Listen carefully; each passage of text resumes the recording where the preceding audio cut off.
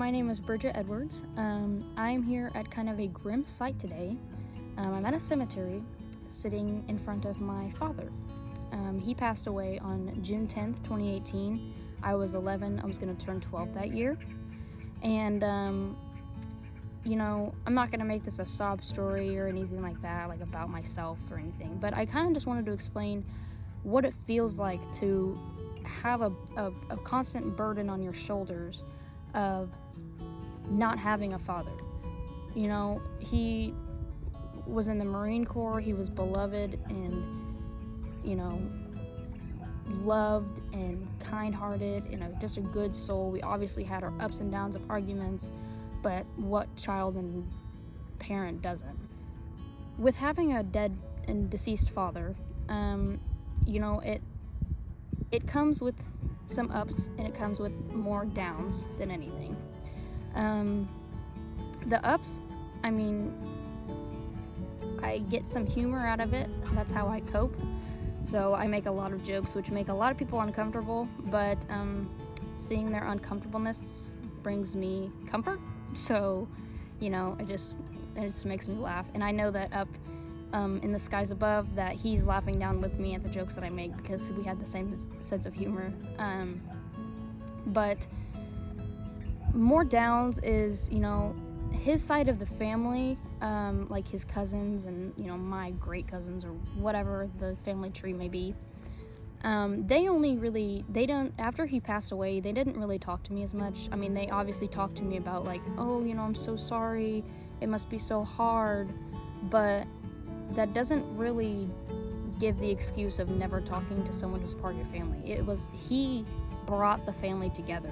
I was always with him. When I was with him, we were with them, hanging out, partying, New Year's Eve, Easter, Thanksgiving, something like that.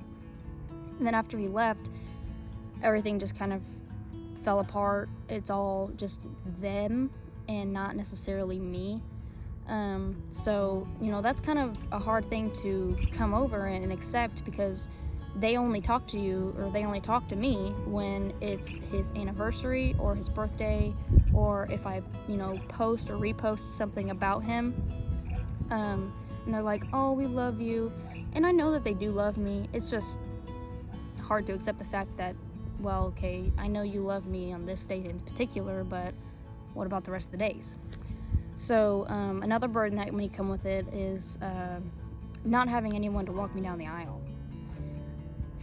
It's been 8-9 years now since he's passed, and early on in those years, I did not want to get married, and I am still on the fence about it because getting married and not having my own father to walk me down the aisle is a huge stopper for me. I could have my mom or my grandfather or someone like that walk me down, but it's never ever going to be the same of having your own blood related father, the man that took care of you since you've been born to the day you walk down the aisle, pretty much, to walk with you. And I'm never going to have to experience that, and that's what kills me. Being at graduation, he's never going to see me at graduation. I know that I will make him proud, and by him passing, it's given me a chance to explore myself and evolve in ways that I would have never thought I would evolve from. In the early on stages, I was rebellious and I didn't really care for anyone but myself, but as time went on and as I learned more about life and what life brings, I've come to the realization that I need to not be so selfish. That I've known for years now that life can be taken from you just like that. Like, there can be no explanations. It's inevitable regardless. Death is inevitable. You will never escape from it.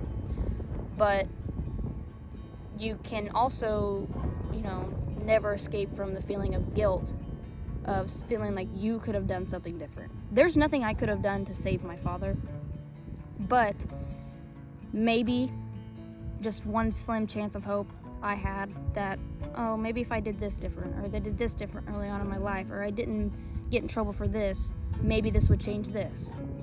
that's not how that works, and unfortunately that's just something that I have to accept, and that's just something of my own thing.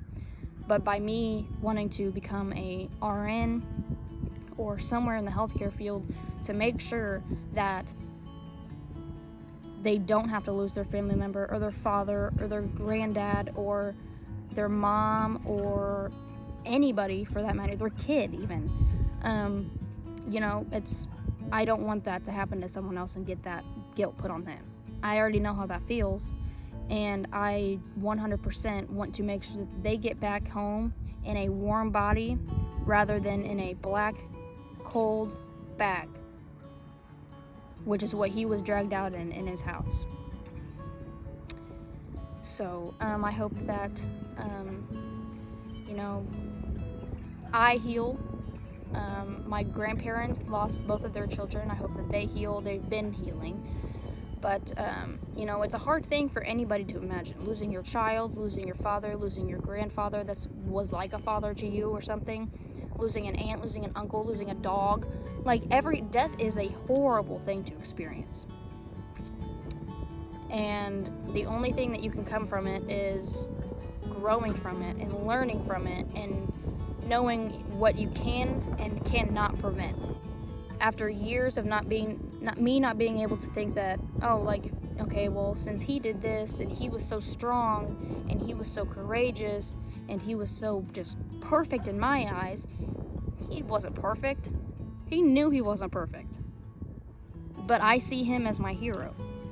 So I like to think, okay, well, I need to be a hero for this person, or I need to be a hero in my life for whatever else I need to do.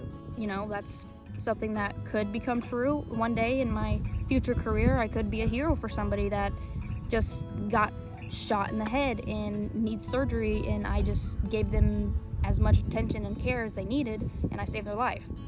Something like that. But take with that what you will, and I thank you for your time and watching this video and learning a little bit about me, and I hope that everything goes well for you in your life, whoever is watching this, and I will pray for everybody that watches this, and I will pray for myself every day. The only thing that can help you really is yourself and what you feel like you believe in. Thank you.